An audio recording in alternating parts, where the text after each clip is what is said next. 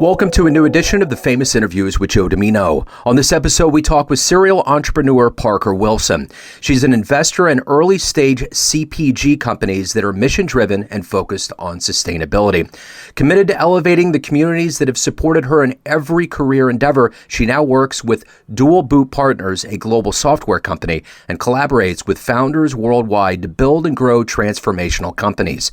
The product of a family business upbringing in retail, she has spent nearly 20 years in marketing and operational consulting with large enterprises. She has a great story, a lot of drive. Enjoy this interview. So Parker, it's wonderful to meet you. Thank you for taking a minute out for the program today. I appreciate it.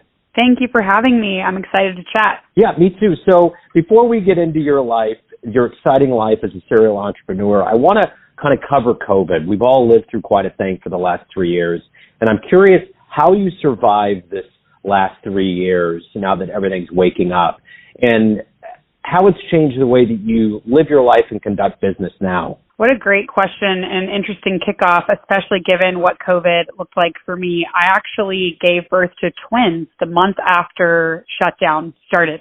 So COVID for me was an interesting season. I had a 3-year-old daughter at the time and brought home twin boys in the midst of a really chaotic season with a lot of uncertainty. And certainly being a new mom to twins had its own uncertainty.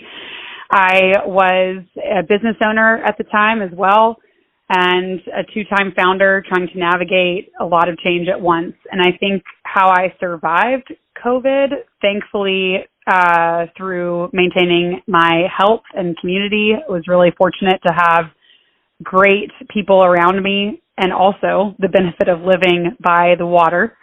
I live in Wilmington, North Carolina, so I think having some access to sand and water did keep me sane, full transparency.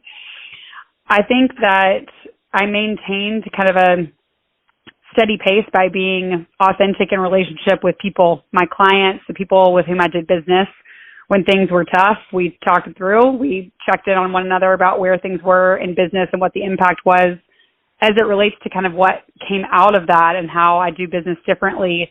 I saw tremendous innovation come out of COVID, and from a personal perspective, I also saw a shift in the ability to blend work and life where we've tried to keep them separate in the past. We all know that they bleed into one another naturally.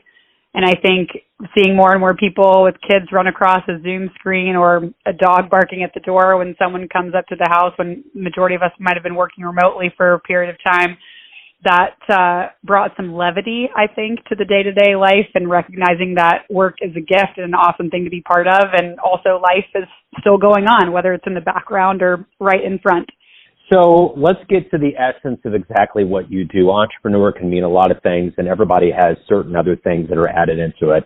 So I'm going to put you hypothetically in front of a bunch of kids at a career day at a grade school, let's say second graders. One of the kids looks up and asks you, what do you do for a living? How do you answer them? What a great question, and something I've gotten to do recently when I got to play principal for a day a couple days ago here in New Hanover County. So what I do on a day-to-day basis is meet founders of really incredible organizations, understand the product that they're trying to build, evaluate the difficulties they're having in either bringing that product to market, figuring out how to grow it, scale it, build it, and then connecting those people with the resources needed to create an awesome organization that is going to impact other people, grow a community, whatever the case may be. I connect people to solve problems. That's how I shorten it and what I do on a day-to-day basis. I work with people who are building companies from the ground up, that they came up with the idea on the back of a napkin, up to enterprise-level companies that are reaching tens of thousands of customers a day.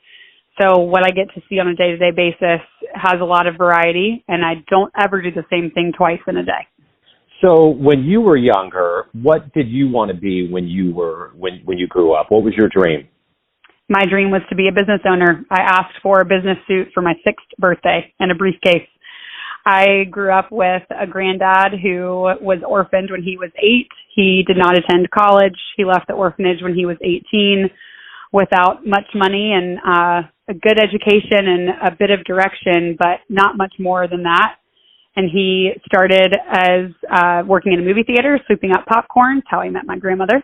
and then worked as a taxi cab driver before starting his own business, which actually was a mail order catalog company that expanded into e-commerce in 2009. That company recently celebrated its 70th birthday, and as I was growing up in a town of 14,000 people in central North Carolina, it was one of the largest employers in my hometown. So I saw someone with a dream and passion be able to really shape a community through an idea that he had in his head. And I grew up next door to him. So what I wanted to be when I grew up was just like him. And that's what I try to do today, to see other businesses, what they're capable of, and then support them and how they can build and scale to employ more people and have greater impact. So who's been kind of a role model for you in your life? Certainly my grandfather is probably the primary role model for me. I have the great fortune of growing up in family business to really see grit and hard work come together on a day-to-day basis. My uncle also grew up in the manufacturing space and owns his own manufacturing company, and to see that from, he took on that company when he was 25 years old, and that has now been his effort for the last 55 years. So I grew up in a different startup world. It wasn't high growth and fast exit. It was slow and steady, consistent employment, supporting a large community, taking care of your people. And I think that my grandfather, my uncle, and certainly my cousin are all extreme role models for me. I think additional role models, truthfully, have been my college professors and one educator in particular who is very committed to mental health in the college space and recognizing the challenges that entrepreneurs often face or people who are driven creatively. So certainly Dr. Lauren DeVita is another really, really major role model for me and has been for, I probably won't confess the number of years, but quite a few. So if you can meet anybody alive on the planet right now and spend some time with them, who would it be? Good question. I've always wanted to have dinner with Jen Hyman, the founder of Rent the Runway. So let me ask you this. What is it that motivates you every day that you wake up to get through, to accomplish what you want to do? What is it that really motivates you? I want my daughter to have access to opportunities as a female in the workplace if that's what she chooses. And I want to make it easier for her to access capital if she has a business idea down the road, for her to carve out the path that she wants to have. For my two boys, the same, to be able to, take on whatever endeavor they see. I want to show them what grit and heart and passion looks like on a day-to-day basis. So they certainly motivate me to, and they also just wake me up to get up and go. The thing that really motivates me truly on a day-to-day basis are the founders that I meet and the ideas that they have. I just recently met a founder who's built a software platform that managed to save 200 lives last year. And when I meet people who find a problem and build a solution that can have that kind of impact, I get up every day to make sure that those founders have a chance to bring their vision to life and can do so in a way that changes the world. So how do you get to the end of a proverbial day and look back and quantify it and say that was a good day? It's a good day if I had a chance to connect the dots for an entrepreneur that they could not do on their own, and the lift that they see in front of them and the load ahead is just a little bit lighter. So let's say you have a dream tonight and you run into the younger version of yourself and in your 20s, and you could give that version of you a piece of advice based on the wisdom you've gained, the roads you've been down, the things you've overcome. What would you tell your younger version? When you fail, don't worry, because you will, and you'll ultimately land smack dab in the middle of where you were supposed to be all along. So what has been one of the best client responses you've ever got from the work you've done? What a great question. Best client response from work done. One of the more gratifying client experiences was seeing a product come to life and supporting the client and landing their first client. I think seeing a product come to life and know that it can solve a problem and be part of that conversation was really gratifying to see that transaction take place. I think recently a founder told me that they've seen the community really show up around them to solve some problems and lighten a pretty heavy load that felt isolating.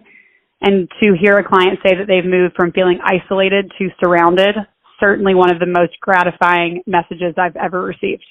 Everyone out there has a perception of you, an idea of who they think you are, your family, your friends, your clients, colleagues, but ultimately you live your life. What's your perception of you? Who do you think you are? I don't know that anyone's ever asked me that question. You're throwing some zingers today, and I'm here for it. All right. I think my perception of me is heart-led. It's probably the summary. I perceive myself as someone who moves with emotion first. And truthfully, that can be both a superpower and kryptonite, depending on the moment. Yeah, absolutely. Parker, this has been great. I really appreciate you opening up, giving us a window into who you are. And before we get out of this proverbial digital door here, I want to make sure that anybody that wants to learn more about you, hire you, anything revolving around your world, where can they go? They can certainly go to my LinkedIn profile always to learn more about the work that I'm in, both inside the workplace and outside the workplace. And also dualbootpartners.com is the best place to track me down. Wonderful. This has been great. Parker, thank you so much for opening up. Thanks for your time. Best of luck with everything. Thank you so much for having me. Thanks for tuning in to another famous interview with Joe Dimino, where we cover the world of art, literature, business, spirituality, music, and more from around the globe. If you want to hear more interviews, visit the Famous Interviews with Joe Dimino channel on YouTube. You can also find us on Spotify and Apple Podcasts. Thanks again for listening, and until next time.